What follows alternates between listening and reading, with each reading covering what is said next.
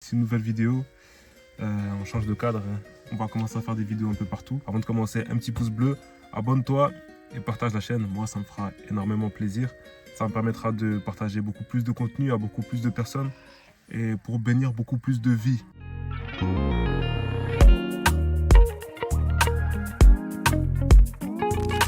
J'espère que tu vas bien. On va regarder une petite vidéo et après, je ferai un commentaire. La question c'est comment rester connecté à ses racines. Le premier secret, c'est nous assurer de garder la langue. Le premier secret, c'est la langue.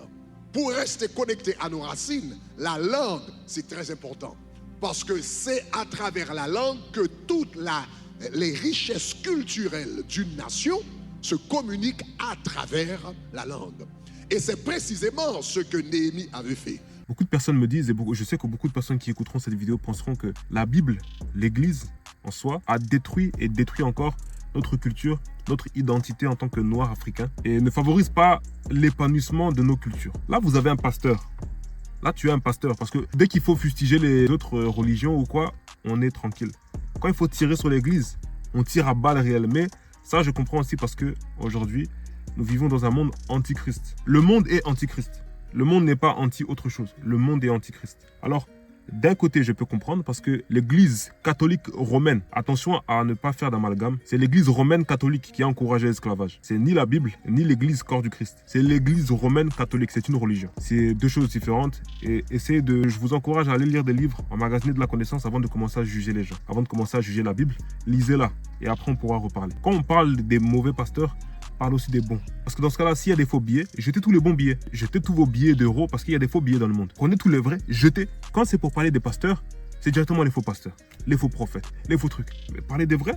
Parlez des personnes qui bénissent des vies, parlez des personnes qui guérissent des âmes, qui sortent les gens de la dépression. Là, vous avez un pasteur qui vous parle de l'importance de parler la langue de chez nous. Et il dit bien, la première chose qui détruira une communauté, c'est d'oublier la langue. Si tu oublies, si tu ne veux pas parler la langue de tes parents, c'est ça qui peut détruire ton identité en tant que Noir africain, ton identité en tant que, je sais pas, Gabonais, Congolais, Camerounais, Ghanéen ou autre. Il y a tellement de beaux pays en Afrique. On n'est pas juste africain. Il y a tellement de beaux pays en Afrique. Il y a beaucoup de préjugés arriérés, assez terre à terre et racistes qui consistent à croire que parce que vous êtes tous les deux noirs, vous êtes du même pays. Lorsque je parle souvent avec des personnes qui réduisent l'Afrique à un simple pays, ça me frustre, mais tout ça est lié à l'histoire. Et si les personnes extérieures à l'Afrique ne veulent pas faire cet effort de recherche, ne veulent pas faire cet effort et veulent se rappeler d'autres choses de l'histoire, alors tant mieux pour elles.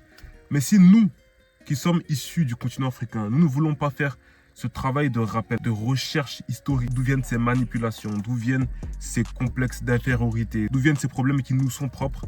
Si nous ne faisons pas ce travail-là, alors il n'y a personne qui pourra le faire à notre place. La personne qui a dû mener une grosse bataille afin de pouvoir démontrer, prouver que par exemple les Égyptiens étaient noirs, était Cheikh Anta Diop. Il a dû faire ce travail-là parce que les chercheurs, les archéologues qui avaient trouvé déjà avant lui ces choses ont par complexe de supériorité refusé ce fait historique. C'est un fait, mais ils l'ont refusé. On peut très bien avoir la vérité en face et la refuser. Elle n'acceptait pas que les personnes qui étaient à la base de la civilisation gréco-romaine, qu'ils adorent tant, qu'ils aiment tant, qu'ils affectionnent tant, étaient noires. Elle n'accepte pas que les personnes qui ont été à la base de l'intelligence, d'où eux-mêmes ont tiré leur intelligence, leur connaissance, étaient des noirs. Et donc, elles ont occulté ces choses afin de pouvoir maintenir les noirs dans une forme de bassesse, d'esclavage mental. Mais nous sommes là pour en parler. Et c'est vraiment important pour moi, en tant que chrétien ayant soif de justice et en tant que noir, d'en parler. Et il parlait la langue couramment.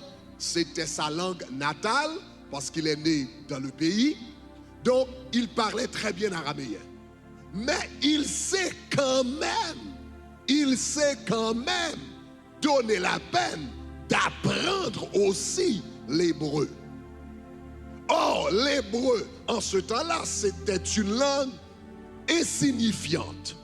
Parce qu'on parle d'Israël, de Juda, qui était une petite localité et qui parlait une langue qui n'était pas connue, qui s'appelait l'hébreu, dans un grand empire où il parlait l'araméen. Mais lui, quoi qu'il soit né en Perse, et qu'il parlait la langue de l'Empire, et qu'il parlait la langue officielle, et qu'il parlait la langue de l'administration, la langue universitaire, il s'est donné quand même la peine d'apprendre la langue de ses ancêtres. Pourquoi? Parce que c'est à travers la langue que passent toutes les richesses de la culture. Moi, j'ai grandi dans la diaspora. Je suis né dans la diaspora. Je suis né à Strasbourg. J'ai grandi à Strasbourg. Mon père est congolais, ma mère est angolaise. Donc, ma mère, de facto, est censée parler portugais. Et mon père parlait lingala. Chez moi, mes parents parlaient lingala. Et donc, j'ai appris à parler lingala. Bon, j'ai un lingala assez...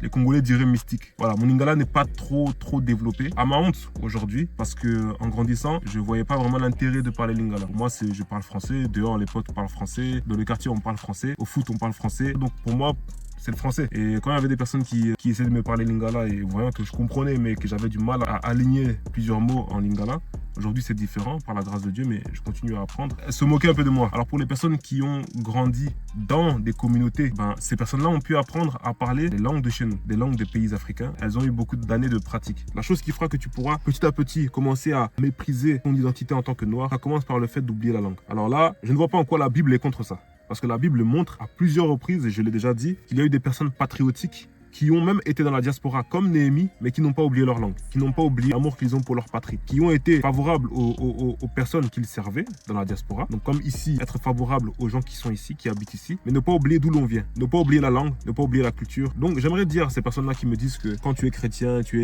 ne sais plus qui tu es, il faut retourner aux pratiques ancestrales, il faut retourner à notre culture, frère.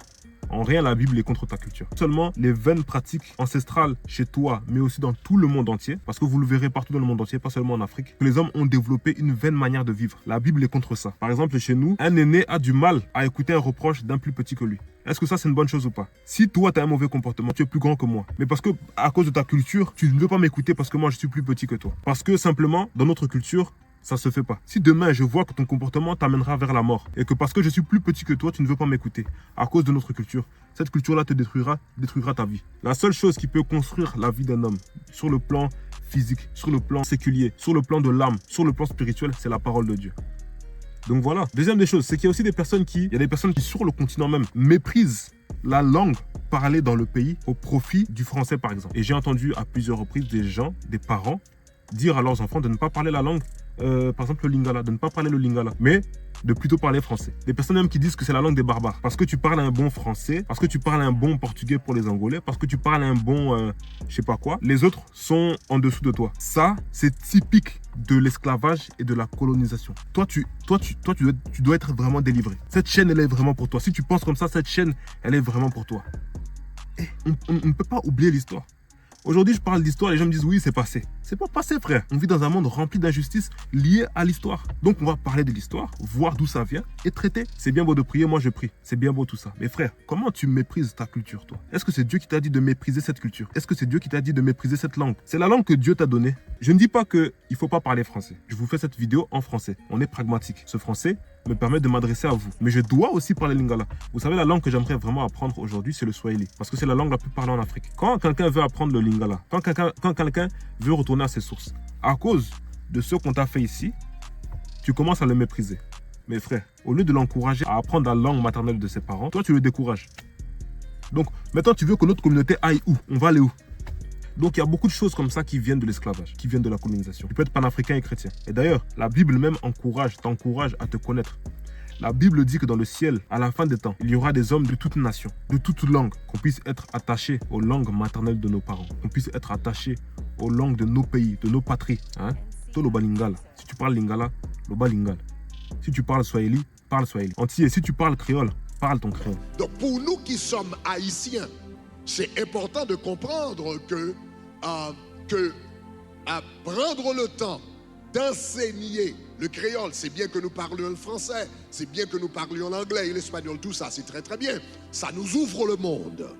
Mais cela ne garde pas, cela ne préserve pas notre identité en tant que peuple. L'identité d'un peuple passe à travers sa langue. Quand la langue disparaît, le peuple aussi disparaît. Alors, cette vidéo nous montrera que Dieu ne t'a pas fait noir, Dieu ne t'a pas fait blanc, Dieu ne t'a pas fait jaune ou autre, je ne sais pas quelle couleur tu as, pour rien. Nous sommes dans un monde où certaines personnes veulent imposer leur volonté à d'autres. Le monde est comme ça, je ne l'ai pas choisi, tu ne l'as pas choisi, mais le monde est comme ça. Mais nous sommes là pour rétablir certaines choses. La Bible dit que Christ est venu non pas pour parler d'une religion, non pas pour établir des religieux, non pas pour... D'ailleurs, ce sont des religieux qui l'ont tué. Christ est venu pour parler d'un royaume.